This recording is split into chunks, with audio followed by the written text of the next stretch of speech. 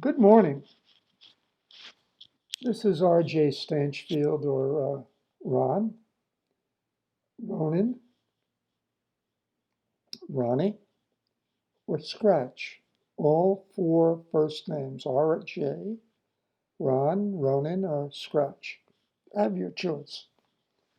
Um, I'm picking up later in the morning to bring my early childhood to a conclusion.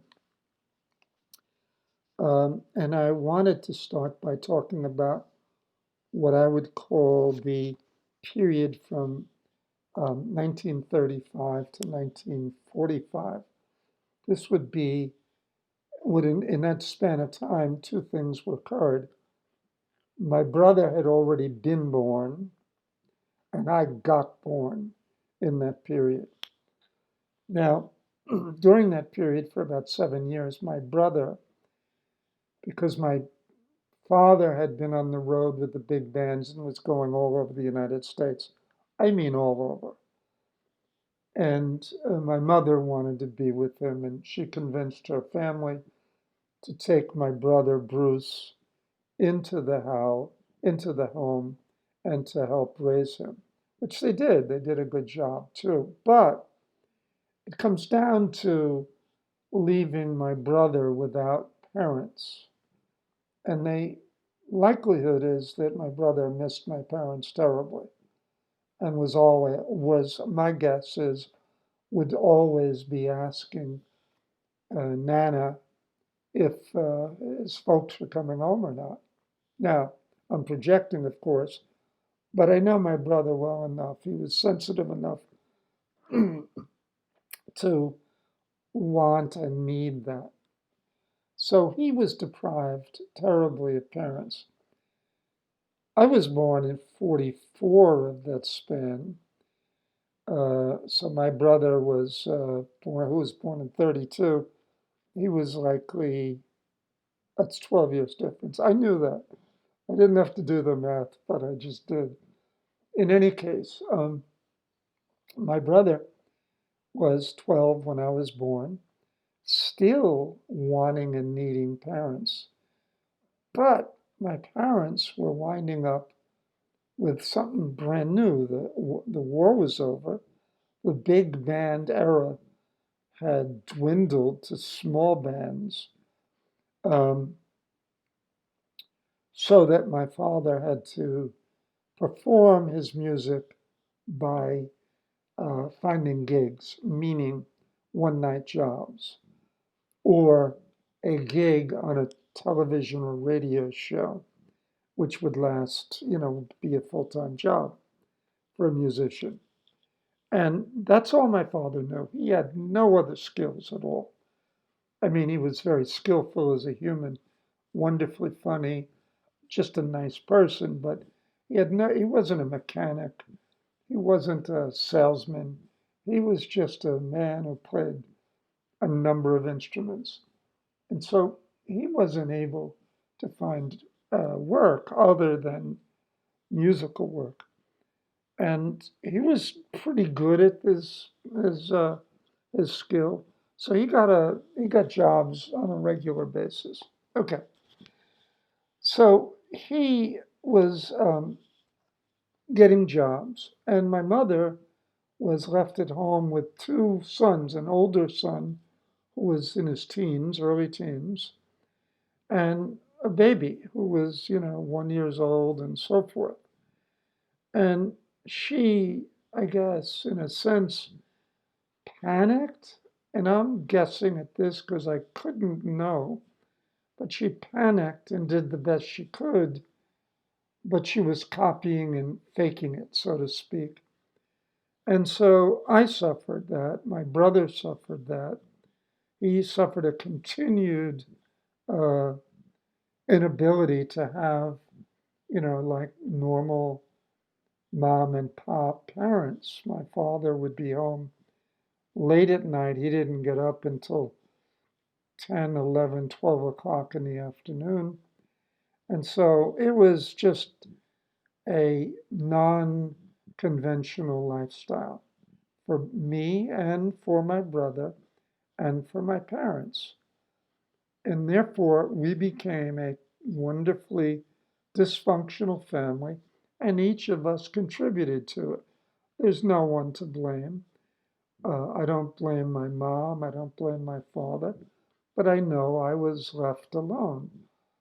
I had to find my own way. When I was 4 and 5 years old, I I would wake up and find my father sleeping and my mother out and about.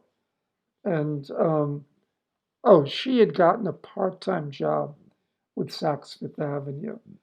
That was her, I guess, gift to herself. And she made the best of it. She became a top seller of Emilio Pucci's designs, almost exclusively, as a matter of fact. And she was one of the first personal shoppers. Her, of I don't. This is a brag, and I will brag. She had Jackie Kennedy, and every time Jackie Kennedy came to Saks Fifth Avenue, my mom would walk with her even into other departments and suggest what the best, purchase is. And uh, often, uh, Mrs. Kennedy or Jackie was access to my mother in the Hamptons too, because I guess from the time I was about 4 or 5, I got out to the Hamptons for long summers, which was great. But I was still a street kid with street kids out there like Clarky Smith. Um, who else was a street kid? Well, it was me and Clarky for sure. And then there were other kids we found, but it was Clarky and I. Anyway, so it was kind of an interesting time. Those years, the early years from the time I was 0 to the time I was 4 or 5. I loved it um, because we don't judge back then. We're smart enough as children not to judge. We just sort of do. We're looking for pleasure. We're looking for uh, good things, not bad things. We don't want to cry. And if we do cry, we'll quickly get out of it because we'll go and use a great tool called denial. And I think that's what I did most of the time. I presume my brother did too. What both of us did at an early age, me even earlier than my brother, was we started smoking. I'm sure I started younger than he did. And we eventually started to drink and do drugs. And I'm equally sure that I started much earlier than my brother. Um, and this became a good piece of news for me because it was so abnormal of a behavior for my age at, I don't know, 10 and 11 and 12 that, um, that I simply uh, got through that need in life I got over it. I mean, it took in both cases till I became 30, 35. But for both alcohol and cigarette, nicotine is much worse than alcohol or any of the drugs for that matter. Anyway, in any way, I digress. So this was a good period and a bad period in the sense that I got to do things that my uh, older friends and equal friends didn't do. There's one little story I want to tell you about a friend of mine, which I did in the earlier blog, and I'm throwing that out, or not throwing it out. I'm just not going to have it on the website. But it was a young man my age, exactly my age, who was younger than Pete, because Pete was a year and 3 months older than me, and older than John Jennings, my other good friend, because John was a year or year and a half and younger than me.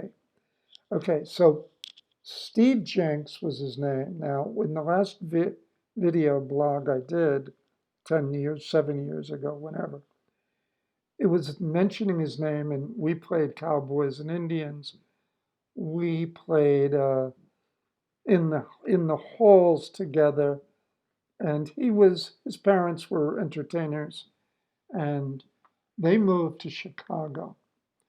I didn't want him to go because he would have become my best friend, I think, because we were more alike. We didn't have the luxury of a traditional home, and he didn't either. In fact, when he went to Chicago, and this is what I didn't even mention in the other blog, is that Steve had become a disc jockey, a very young disc jockey at, I think, 9 years old. He had his own radio show. I think it was daily. Probably wasn't. I guess we could do some research on that, when it was and what the years were. But he became a kind of famous for his youth. And the sad, sad truth of his life was that I guess he had relatives back here in New York. I'm not in New York now, I'm in Vero Beach, but here for me is New York always. But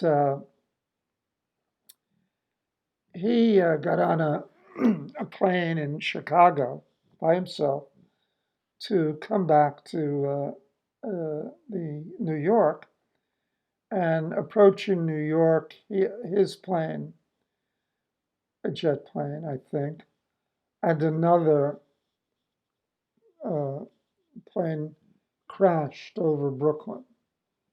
And both planes went down, and both planes lost everybody on them. I don't remember the year, but I would be about 12 or 13. I was devastated because we had still remained friends through our mothers, who talked a lot on the phone. And Marge Jenks had called my mother because they were close friends, and I learned in that way that he had passed and it was over. So Steve Jenks is also an important person in my life, but didn't have much input into my life, except that he was the first real personal loss for me via death. Okay, I hate to end on such great spirits, but it's probably a good time. So I'm going to say thank you very much. I'm going to start another blog soon to replace the third and last one that I created. Thank you very much. Have a great day, and we'll see you soon. Bye-bye.